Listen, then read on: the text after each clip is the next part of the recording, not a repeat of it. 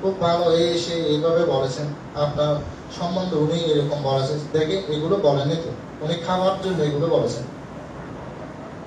বিভিন্ন ধরনের কথাবার্তা বলে, অর্থাৎ ব্যাধ সৃষ্টি করে। আমি একটু বৌদ্ধ সমকালীন একটি উদাহরণ দিলে আপনারা বুঝতে পারবেন। দুইজন বান্ধব একসাথে থাকতেন, একটি বিহারে দুইজন বান্ধব একসাথে অবস্থান করতেন। তো একজন বান্ধব সেখানে বেড়াতে গেলেন, বেড়াতে বুঝেন তো, মানে একেবারে একটু ভ্রমণ করার জন্য গিয়েছে। তো ওখানে গিয়ে দেখলো যে সোয়াইন এমন ভাবে ভালো ভালো সোয়াইন দিয়ে মানুষেরা, এগুলো তার থেকে লোক পাবে, লোক বুঝেন তো, এখানে থাকতে পারলে মনে হয় ভালো ভালো আমি খেতে পারবো। এখন আমি যদি থাকতে চাই তাহলে এদের মধ্যে তো ভেলাল বাজে দিতে হবে। ছোট বান্ধ একটা ছিল, বড় বান্ধ একটা ছিল।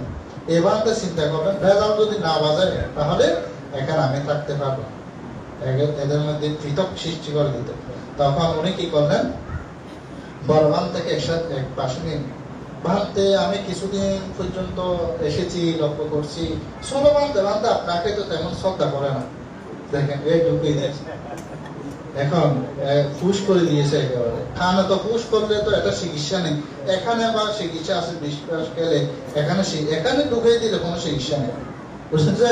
এখন বড় বান্ধে এগুলো কোনো চিন্তা ছিল না এই বড় বান্ধব থেকে। এখন এটা যখন বলেছে, এটা একটু করে নিয়ে ফেলেছে। ও আসলে তো এগুলো লক্ষ্য করছি, এগুলো কিন্তু কোনো লক্ষণ না, উনি ঢুকিয়ে দিয়েছে, এটা মাথা নিয়েছে। এখন ওনাকে তো দিয়েছেন, উনি আর ষোলবান্তের প্রতি এত কথাবার্তা কম কথাবার্তা বলে। এখন ষোলবান্তের ওদিকে নিয়ে বলছেন, হয়তো গর্বান্ত দিদি কি গর্বান্ত তোমার প্রতি কাছে আমার ধান্য হারানো হবে, ভালোবাসা ধান্য হারানো। এই দেখেন ষোলবান থেকে একটা লুকিয়ে দিন।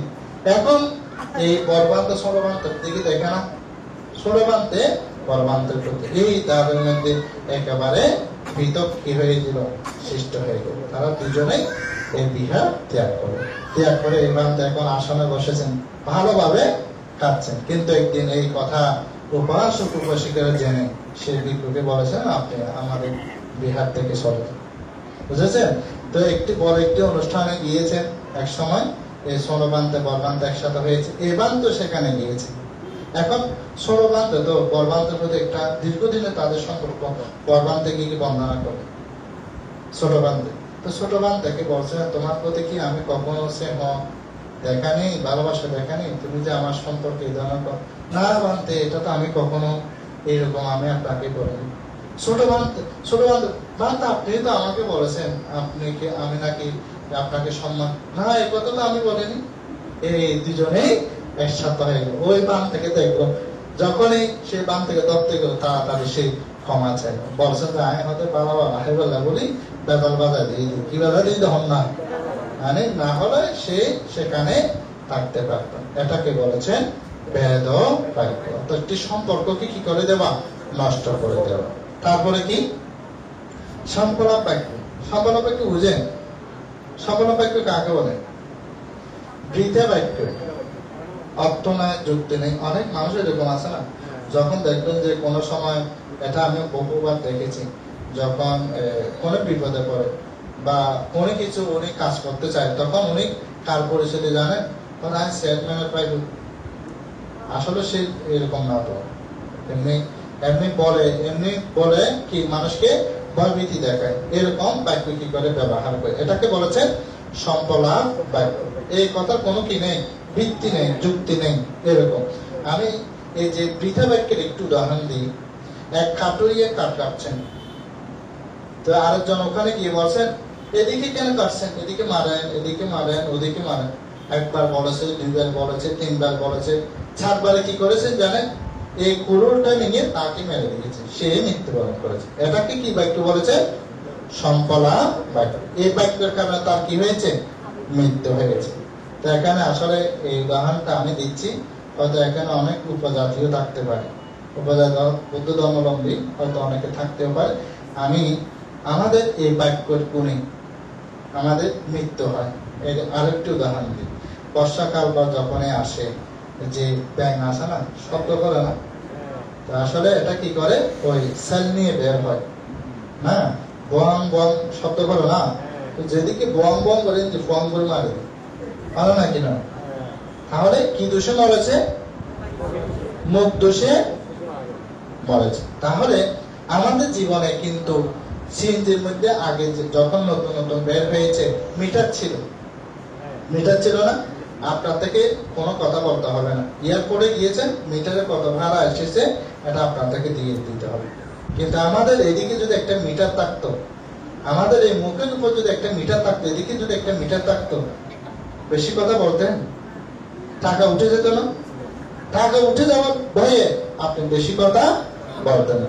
আমিও যে দেশনা দেওয়ার জন্য এসেছি, আমিও বেশি দেশনা দিতাম না। যত বলতাম তত কি উঠে যেত, মিটার দাম উঠে। তখন আমি কি করতাম, অল্প স্বল্প বলে মোটামুটি চলে যেতাম। যেহেতু বেশি বলে কি উঠে যাবে টাকা, সেজন্য আমাদের এদিকে মিটার নাই, সেজন্য আমাদের বাক্য সংযম না। বুদ্ধ যেটা বলেছেন, সাধু মানুষ তাকে বলেছেন যিনি কায় সংযম, যিনি বাক্য সংযম, যিনি মহারাজ সংযম। বুদ্ধ তাকে কি বলেছেন, সাধু মানুষ শ্রেষ্ঠ মানুষ বলেছেন। বুঝাতে পেরেছে এখন বলছেন আপনারা? তাহলে আরেকটা কি, মরাই ধারা। এখন তিনটে বলে দিয়েছে আপনাদেরকে। খাইয়ে ধারা কয়টি? তিনটি। কি কি? প্রাণী হত্যা, চুরি, ব্যভিচার। তাহলে বাক্য ধারা কয়টি? চারটি। কি কি?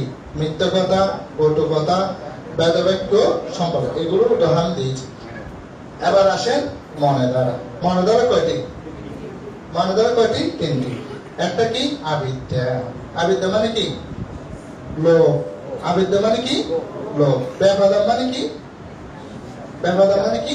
হিংসা। তারপরে কি? বেশি হিংসা মানে কি? সন্দেহ। এখন লোভের সাধারণ একটু উদাহরণ দিই। আমরা যারা লোভাসক্ত, আসক্তি পরায়ণ, লোভে বশীভূত, তাদের জীবনে দুঃখ আছে। আমরা বেশিরভাগ বলি না লোভে পাপ, পাপে কি? মৃত্যু। আমাদের বুদ্ধ সমকালে একটু উদাহরণ দিই, এটা মনে রাখবেন। আমাদের বুদ্ধ বোধিসত্ত্ব জীবনে তিনি কবুতর করে জন্ম নিয়েছিলেন। কবুতর, আপনারা ওই জাতক সমগ্র বই আছে না, এটা পড়েছেন?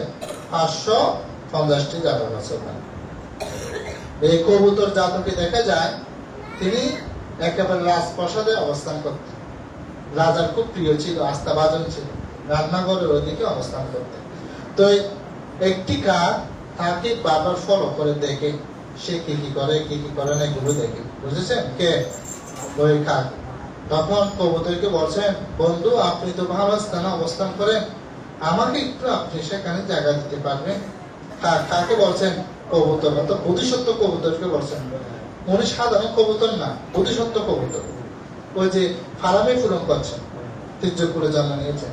তো এখন বলছেন কবুতর, বোধিসত্ত্ব বলছেন, বন্ধু সে কেন তো মাংস রান্না করে। কি রান্না করে?